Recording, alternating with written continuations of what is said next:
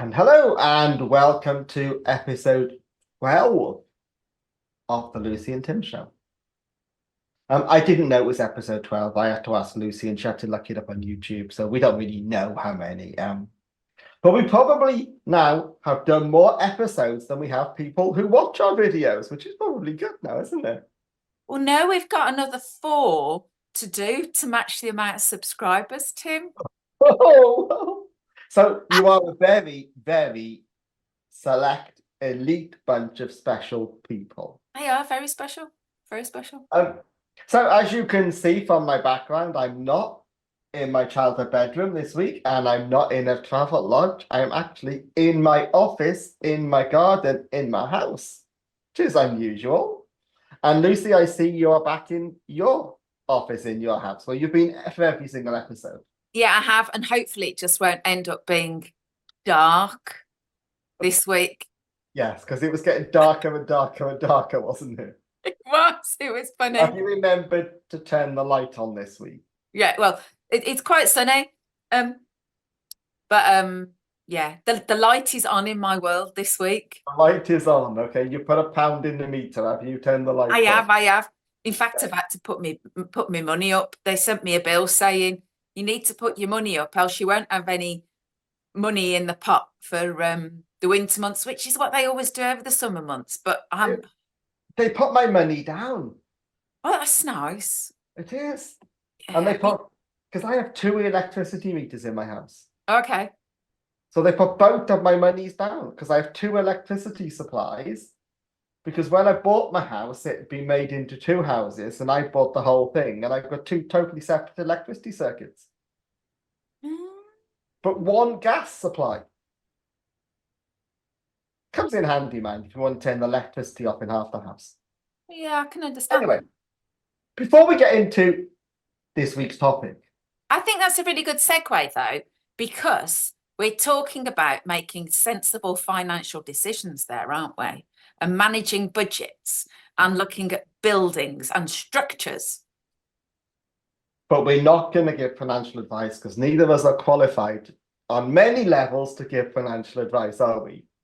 Oh, absolutely not. No.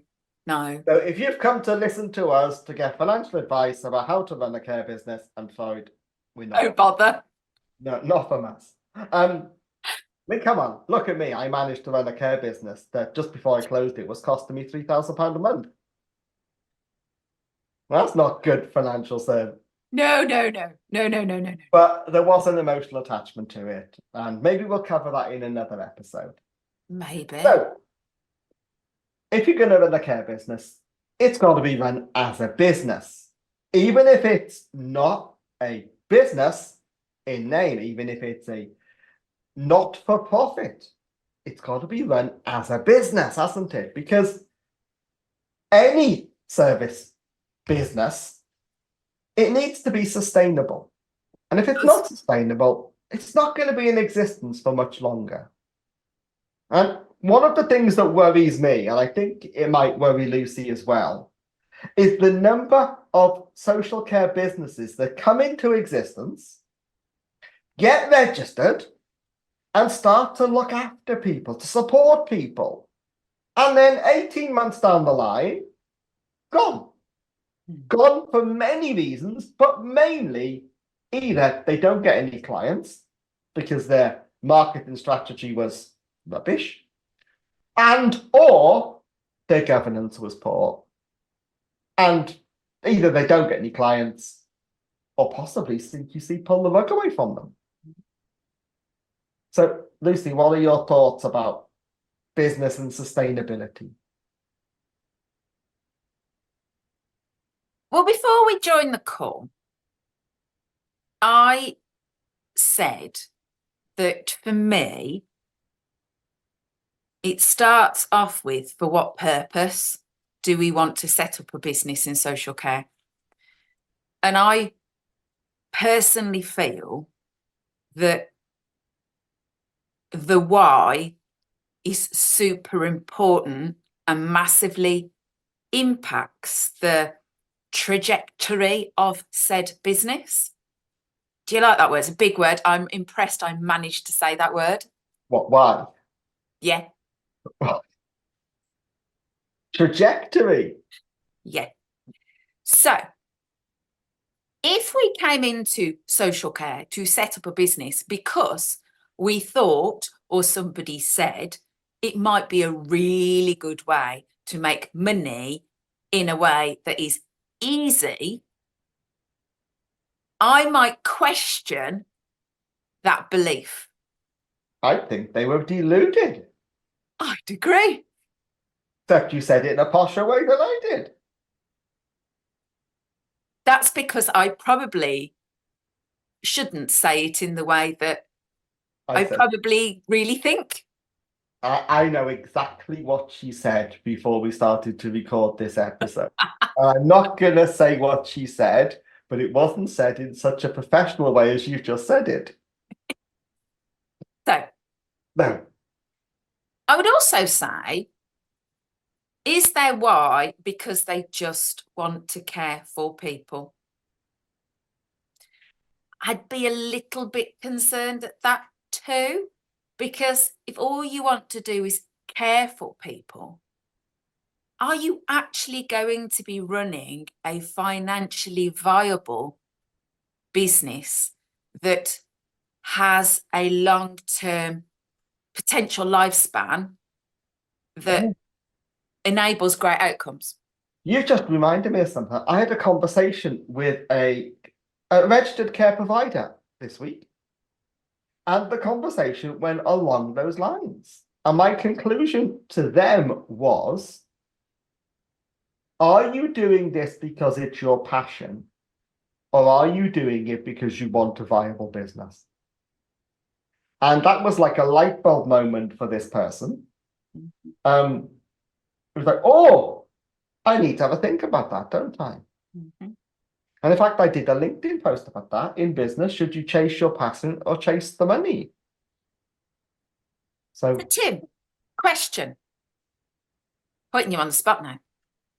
Why did you set up the business that you currently do? why did I set up my training and consult? Because I didn't want to run a care business. Okay. And I was running a care business that I never wanted to be running in the first place. That I was running because I inherited it when my late first wife passed away. And I'd given up my job that I had. I had a proper job once to care for her because she had cancer. And 10 days before Christmas, at the age of 35, I'm now widowed, unemployed. I own a care business. I'm responsible for all of these people. But then I was on a mission. I didn't realize at the time, but I do realize it now. I was on a mission to close it down. But it did take me 20 years to close it down. But I realized that after about 3 or 4 years, I was out of my career that I was trained to do. I was a civil engineer. And I needed to make a career in social care. And I thought training might give me an avenue. So in 2008, I thought, you know what, I'm going to set up a training and consultancy business to see how it goes. And then maybe after 6, 7 years, it got bigger than my care business because my consultancy training business grew, my care business shrunk. And I mentioned I was running a care business that cost me $3,000 a month. It was my training business that was subsidizing it. So I think the truthful answer, the short answer is by accident. So if you were to ask me the same question, I'll ask you the same question. Why did you set up the business that you currently run? because I had to. I was in a place where I'd gone through massive turmoil personally, and my daughter was really poorly. I'd placed her in hospital. My mum had just died. I'd nursed my mum, and my world fell apart.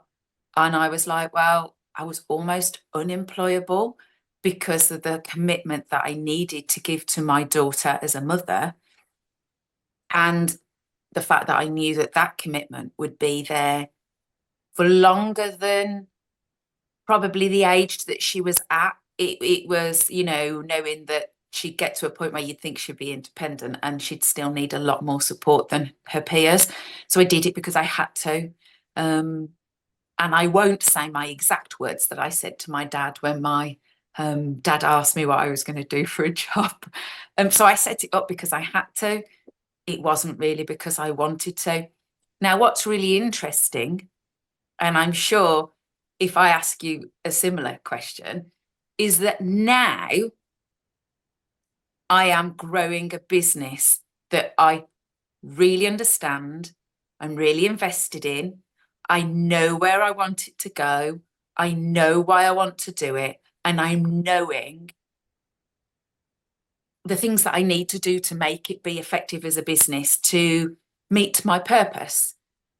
And it's not just something I have to do to pay the bills. And it's not a hobby. It's actually something that hopefully will have a legacy. I think I probably agree with you that my motivators are the same, except I probably have a different definition of grow. So for me, grow doesn't mean get bigger. For me, grow means get better at what I do. So I don't envisage that my business will grow much in terms of revenue. It could do. I could, if I wished to do so, I could hire people to do stuff for me. I don't want to do that. I'm too old to do that. And as I said to somebody before, I just can't really be bothered. I didn't say that, actually. I said I couldn't be asked, but there you go. We can't really say that on YouTube, can we? But you just did. Did I? You did.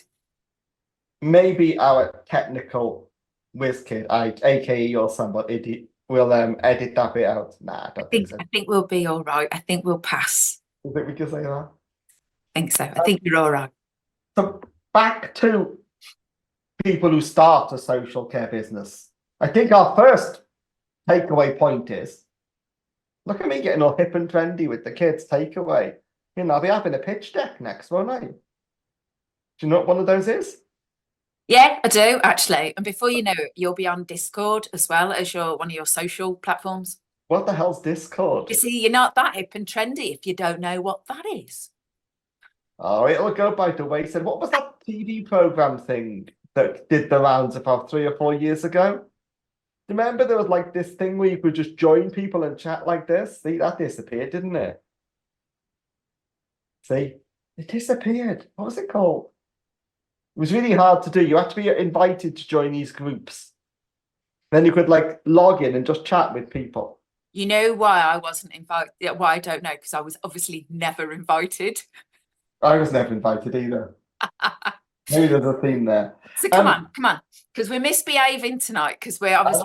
I've actually forgotten completely what I was talking about. I'm just. We were talking about our first takeaway point about what we've. Okay, why do you want a social care business? And the thing that came to my mind as you were saying that, why do you still want to run a social care business? Because it's not just about why do you want to start one, it's why are you still doing it? And from my perspective, I did it for too long. But there was an emotional attachment. But then we need to look at what does that business need to be successful? And I can sum that up in 2 words. And those words are governance and sustainability. And I think those 2 things are just intrinsically linked together, and you can't have one without the other. And in sustainability, I'm going to include money. It's got to be viable. It's got to make more money than it spends. Otherwise, it's just not going to exist.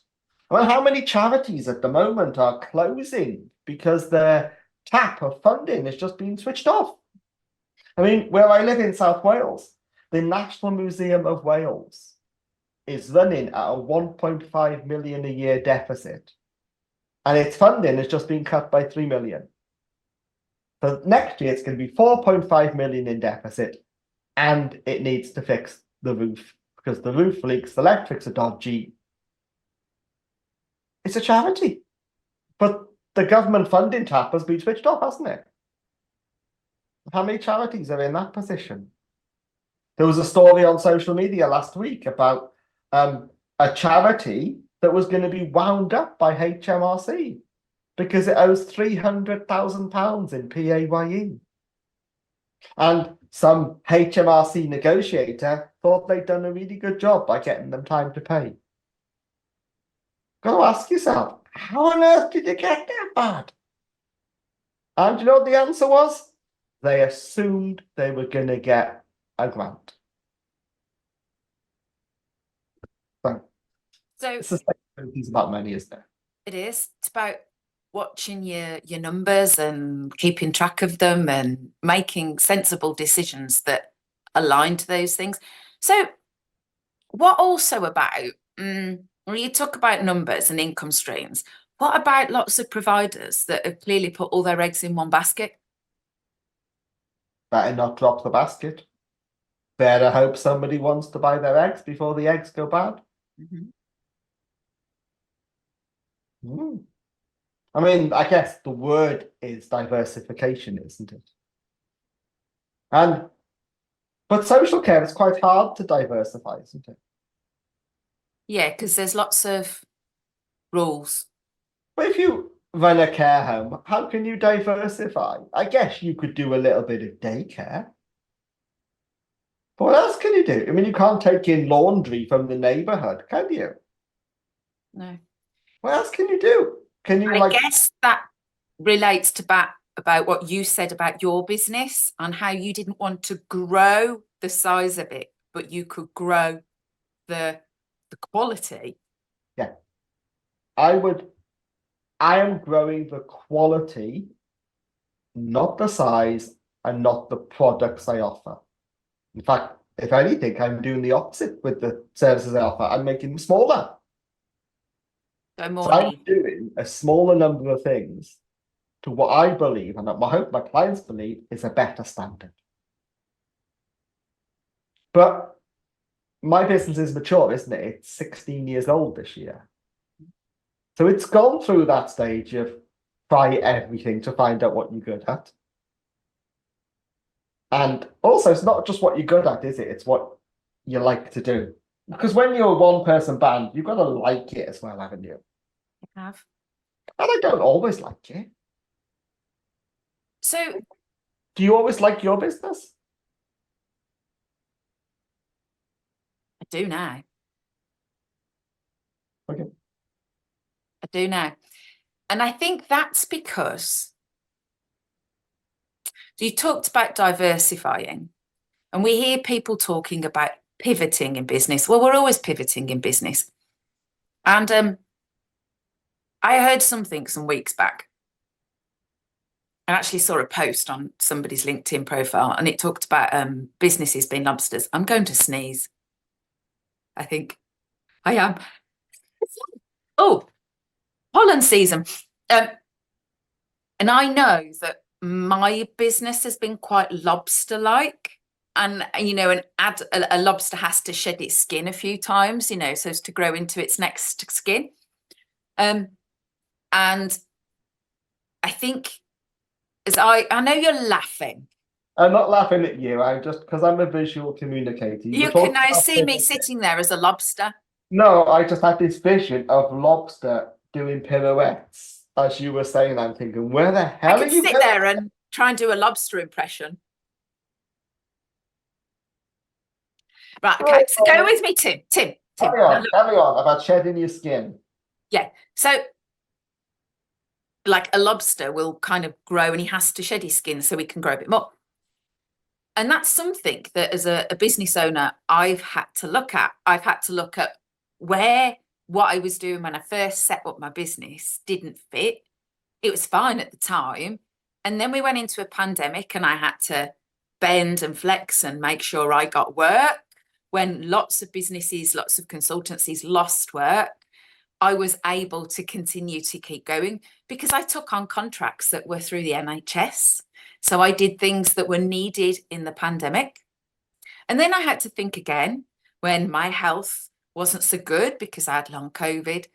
And then knowing through that whole process that actually it wasn't where I really wanted to be and wasn't really where I'd always wanted to be. So it's that that growth on a different level. It's not just about quality, but it's about expansion in knowledge and what we do and how I do it. And I think that's a different element too. And I'd say that's why I really love doing what I do, because it's something that I never stop evolving in. I'm always learning every single day. I'm always thinking about how can I upgrade this? How can this be a better experience for the next person? That constant process of reflection and evaluation, and also because of what I do, I get an incredible sense of achievement. Go back to lobsters. Okay. I just drawn a lobster, by the way. Okay, can we see your lobster picture? I've put the claws on back to front.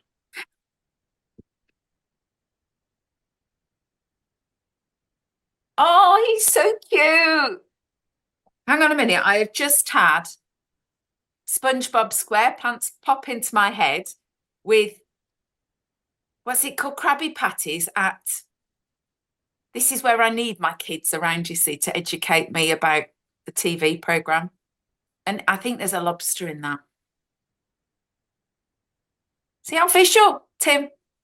I've never watched SpongeBob SquarePants. Have you not? Anyway, back to lobsters. Okay. When the lobster sheds its skin, Yes. it's incredibly vulnerable. Oh, yeah. So when you grow in a business and you try a new thing, a new product, a new service, you're incredibly vulnerable, aren't you? Absolutely, yeah, definitely. And that's the time when you like to get eaten. Well, you're thinking, I need to invest in this, so I need to find the pot of money to do that. I need to position myself differently. So that's a vulnerability. You're trying a new market. You don't know if it's going to work or it's not. You're also not known for doing what you're doing. So it's Wow. If what? you're going to start a care business and you've never done it before, not only are you making yourself vulnerable, you're making loads of other people vulnerable. Yeah, completely. And I mean, the consequences of failure in social care, and I'm going to be blunt now, people die. Yeah, they do. Yeah. Yeah. And I think they call that, at best, they call it neglect. At worst, they call it manslaughter. Yeah. And I think we have to remember that social care is a life or death business. And sadly, people do die. Okay. But maybe we need to talk a little bit about big business in social care. Okay. Because we talked a lot about little business, haven't we? We have. We talk about big business in social care. Because there are some enormous businesses, aren't there? You know, owned by investment funds, by venture capitalists, by pension funds. And there are definitely economies of scale. But there have been some spectacular financial collapses, haven't there, of care home groups? Huge. Huge. Multi-million pound. Yeah. On the basis of poor financial decisions. I mean, selling your care homes and leasing them back is not a great business model. If every year what you're going to pay goes up by more than you're going to put your fees up by. And fundamentally, you've got to say, why would you sell probably the most valuable tangible asset you have? Shed loads of millions of pounds to do up the asset. That's what happens. Yeah, it is. You get lots of money, they put it straight back into somebody else's building. But they thought it was a good idea. Did. And we've all thought things were good ideas, haven't we? I mean, I can count in probably hundreds of thousands of pounds things that I thought was a good idea.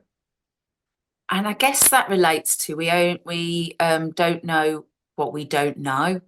So you and I will both make decisions based on what we know, maybe not what we don't know or don't know yet.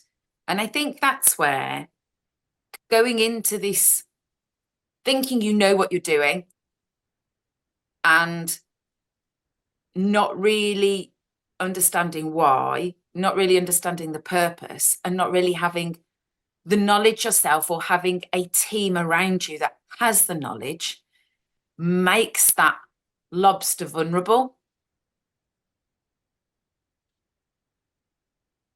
It's about knowing what you think you know, not knowing what you know. Because those two things are different, aren't they? Yeah. Because we all see things through our own lens, don't we? Yeah, we do. Yeah. And I don't think there's anything that is the truth. There are many versions of the truth. And it's all our own truth, isn't it? But there's no true truth. Well, I'm sure if we asked 3 people their version of events over an incident, I would like to think, unless all 3 have got together and come up with a script, that there would be variances in those 3 people's statements. Completely different. One of the things I used to do when I was a care provider, when there was an incident, I would get every member of staff to write an incident report separately. And they'd be different. It would, of course, there would be. And then if you ask the individual we supported what happened, that'd be different as well. And they'd all see it through a different lens, but they'd also leave out the bits where they were at fault. And that's human nature, isn't it? It is. So, is there anything such as the truth, the whole truth, and nothing but the truth? I don't think there is. I think we all just lie all the time. But then we've gone on a different tangent, haven't we? We do that quite a lot, don't we? Yes, but maybe it's not that we are lying. Maybe we're just saying our truth. But we've gone on a bit of an adverse trajectory here. We have, but we always do. But anyway, let's get back to where we were at. So we talked about money, but let's talk about governance. Let's talk about making sure you play by the rules. But that's really clever how you've done that, because we've talked about truth, rules, candor, honesty. True. Duty of candor. Are you impressed how I did that? I was just confused for a moment about what you did, but now I know what you did. I'm impressed that you did it. I wasn't impressed that you did it and confused that completely. And what was she talking about? But there you go. It's a regular occurrence. And if you operate a social care business, you've applied for permission. It's called registration. Yep. Which we both know is quite easy to get. We won't say what Lucy said before, but I'm so tempted. There we are. I'm tempted to hum a theme tune at this point. Just to see if Lucy's an auditory communicator, to see if she's got it in her head. See, look at that.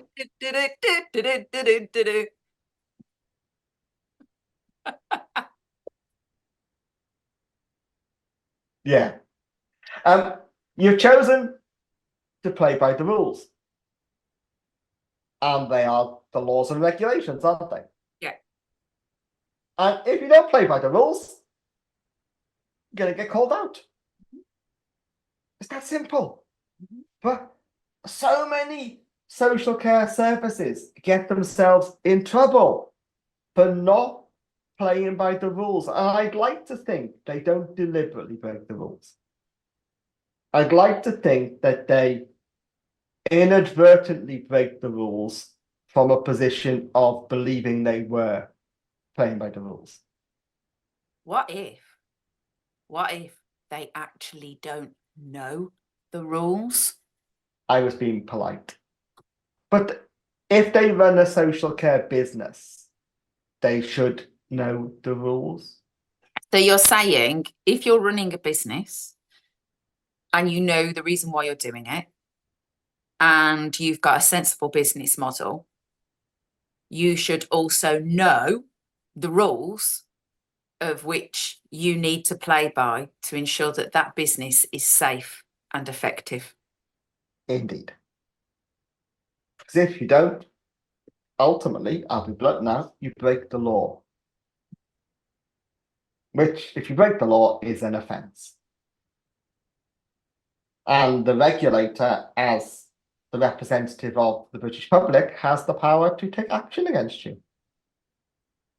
So I think a social care business needs sustainability, which is mostly down to finances. And it needs governance, which is playing by the rules.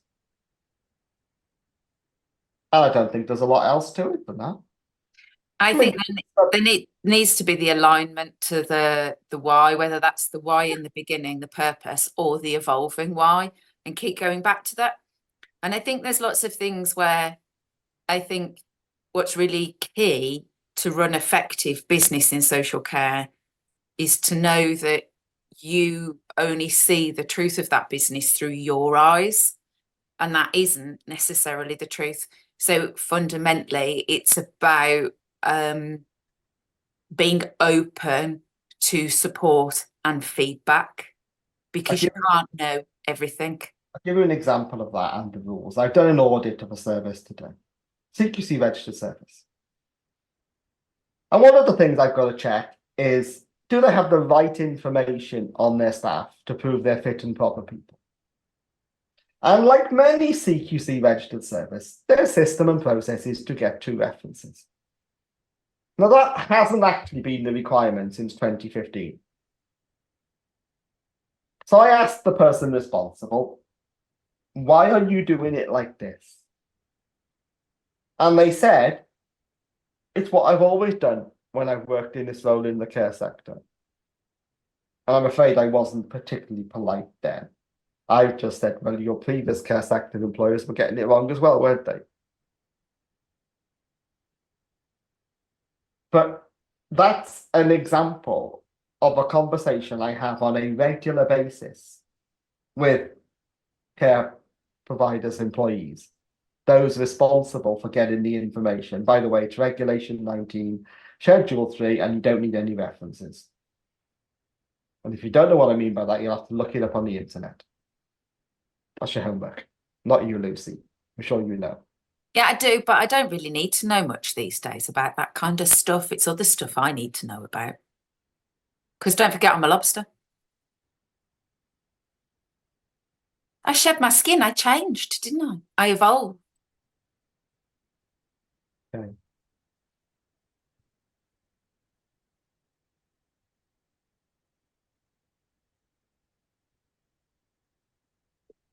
Stop it. I'm a visual communicator. Okay, so maybe what you should do to celebrate a milestone is like do something dressed as a lobster, like run a marathon or something. Oh no, don't, because I don't know if he watches this.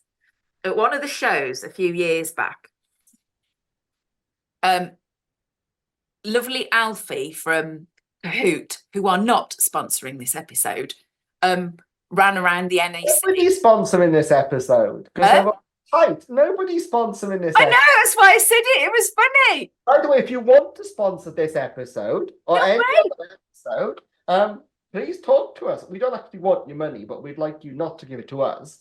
But you could do some good with it in social care, couldn't you? Yeah. Anyway, going back to my story, Alfie wore a banana costume all around one of the care show halls for the whole day, and he was just dressed as a banana going around with all these bananas. Why? I think it was a marketing thing, because I think, off the top of my head, I think their brand's quite yellow. Okay. But anyway, that was just it came into my head because you said wearing a lobster costume. I don't know if I'd look very good in a lobster costume. There were lots of people dressed in orange. When we went to the care show in October, you know, with the speaker lounge. How can they call that a speaker lounge? Remember that little pen they put us in? Oh, yes. The speaker lounge. Yes. Next to there was a stand, wasn't there? There were lots of people with orange T-shirts on. I have no idea what they were selling, but they were dressed in orange. Possibly. Obviously, it wasn't information that my brain needed to take in, so it deleted it. It was a bit sensory overload, wasn't it, the care show? It was. But what was really interesting then it was the fact that this is one of the reasons why you will see something different to how I will see it, because my brain was like, I don't need that information. I'm just going to delete it. I cannot believe you did not see that. I did not. I don't need to. They're just orange t-shirts. It's not important to my brain. Are you going to the care show next week? I am not. I am not either. I am busy working. I am busy working as well. I am. I'm And out also, and about and helping folk. it's in London and London's expensive. Yeah. I mean, train for me at the moment would be a bit of a challenge. I think they've got lots of rail worky stuff going on. And I don't really fancy doing the car journey again. But I'm actually out earning money, which is fundamentally a Business. It's business, isn't it? business. And when you go out earning money in your business, are you going to do it in a way that is a proper way to do it? Absolutely. Or are you going to play by the rules? Most definitely. And if you don't, what will happen? I'll get in trouble. And I'll lose my business. you won't get any money, will you? And I won't be able to pay my mortgage, and I won't be able to pay my bills. So you asked me if I was going to go out and do proper business. So what is a business that doesn't earn lots of money, that doesn't necessarily have a structure and a framework, governance and sustainability? What is it? Is it just a very expensive hobby? Well, I wasn't going to say that. I was going to say worse words. Yeah, well, I've already played up. So I was gonna say- the word that came into my head was a mess. yeah. So I think there's quite a lot of businesses in social care that are a mess. Don't play with people's lives. Yeah. You said about people die. They do. They do. Mm. But also, there's a long standing ripple effect that happens after that poor care or that death. You only have to look at the case studies where people have died because care providers have got it wrong. It devastates families. It does. It devastates them. Absolutely. And the ripple effect lasts for years. Lucy, I showed a little bit of the Winterbourne video on a training course yesterday. And I've not shown a clip of Winterbourne for a good number of years, but I chose to show a 6-minute clip for a defined purpose. But in the clip I showed, there were some examples of the secret filming, but also there were people's families talking about the impact on them as family members. And I don't think they will ever forgive themselves for not protecting their loved ones. So yes, it is the ripple effect, isn't it? And it's not just the guilt that you feel as an individual. It's the anger that you feel towards that service. And yeah, you know what? As somebody who on a daily basis faces that journey, and yes, I've worked through my anger, I've worked through my guilt. I know when my daughter went into hospital some years ago, it was the right thing to do. But when I found out last year that that service that she was in had their registration removed, the tears that rolled down my face, because I knew another family, another young person would never have to go through what we went through. So tears of relief. Yes, Sadness? real relief, because I knew no one else could go through what. Maybe a different word than relief, maybe anguish. No, I think it was relief. And interestingly, and I know this isn't where we plan to talk and where we plan to go, but I think it's really important that people who set up businesses in social care understand the impact of what they do on people. My daughter lives with PTSD. I think it's equally important that regulators in social care understand the impact of an inappropriate registration on innocent lives. I think it's important that everybody that works in social care in whatever role understands the importance of understanding how it should be done and doing everything in your power to do it in the right way. Because to me, that is just good business. Do the right stuff in the right way, earn more than you spend, you've got a business. If you don't do that, you haven't. Yeah. And if you don't know what you're doing or you're not sure, find out, ask. Ask. There's no shame in seeking support. I have a business coach because I've never run a business in the way that I want to run my business before. Do you like having a business coach? I do. I've been good this week. I've done my homework. I think I'd be rubbish at having a business coach. But I did have a marketing consultant about 15 years ago. So that's something else. Businesses that don't know how to market, find out, ask. If you've got no income or your eggs are all in one basket and you are reliant on a local authority and they're not paying you, then find another basket that's got eggs in it. And if you don't know how to do that, find somebody who does know how to do that. Really simple. It is really simple. We've witted on for quite a long time. We have, but we always do, Tim. I know, but the listener's going to get a bit sleepy. Oh, I don't think so. I don't think they could ever be sleepy listening to us too. And besides, I'm hungry. How are you? Yeah, I'm hungry too. I've not eaten yet. Just admit it. You're bored of my company. No, I'm not bored of your company, but I'm scared. Oh, I might be bored of yours. I'm scared. Who invited you? You invited yourself. You know what? It's Jonathan's fault. It is Jonathan. He's gone quiet, hasn't he? He's busy. He's busy running a business. He is running, and do you know what? He runs a good business. He's busy running a business. And I know he runs a good business because I've been in his business. In the cellar when the man wanted to sand the floor above. Okay, maybe we'll save that for another week. No, I just went like this to Jonathan.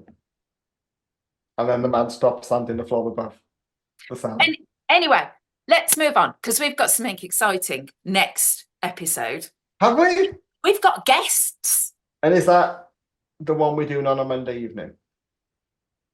So yes. Possibly, yes. Okay. Yes, and who are the guests? Who are the guests? Tell me. So we have Michael Butcher from Blackadder. Okay. Which is a care company. Okay. And we have another gentleman, and I'm going to hopefully get it right, so I'm going to apologise if I don't, Kirk Shortland, who supports people with resilience, mental well-being, and he's an ex-firefighter.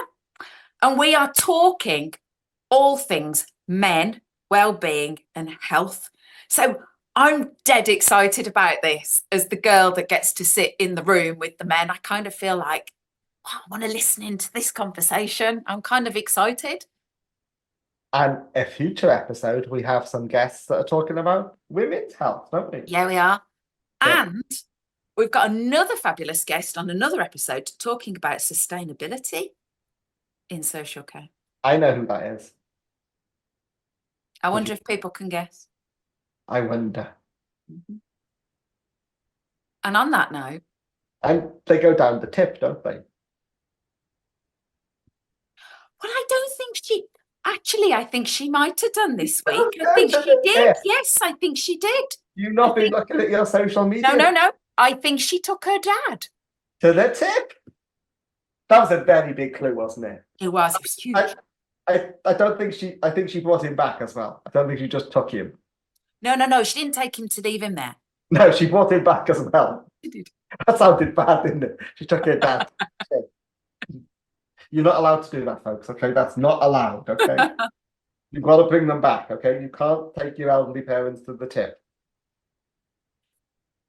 And on that note, I think we need to say thank you for watching this very crazy episode of the Lucy and Tim Show, where we started off talking about business, and then we talked about lobsters and taking your parents to the tip. I'll do the thing now. Okay. you do the thing. Likes and clicks and subscribey things make it load quicker, which means you get more episodes from us. But you know what? As we always say, we're not really bothered. If any bit of what we do resonates with you, if it helps you, if it makes you think in a different way, we've done a good thing. And we like doing this. We do. We do. And when we get properly bored of one another, we'll stop. Yeah. But we have to do it until October at the very least. We do. Because we've got a live booking, haven't we? And we get t-shirts. Are we going to have t-shirts? What's going to go on the t-shirts? The Lucy and Tim Show. And has mine got to say Tim? No, yours says Lucy and mine says Tim. And then on the back, it could say common sense comment about care. It could. What colour t-shirts are they going to be? I know what you're going to say now. Comfortable ones. Pardon? Comfortable ones. What colour? Oh, I don't know. I think you were going to say black. I don't know. Okay. Better not be orange. So if there are any t-shirty brandy company people that watch this and fancy making 2 t-shirts for the Lucy and Tim Show, which will be at the care show at the NEC later. And we'll give you a shout out. Yeah. Their show. Yeah. They can even put their brand on the bottom. You know, I'm more than happy to do that. But we sound like we're begging now. Right, stop the thing. I'm going, the light's going. Okay, it's gone in the dark again. No, I'm always in the dark. I tell you, it's safer in the dark. I'm going now. Bye. Bye.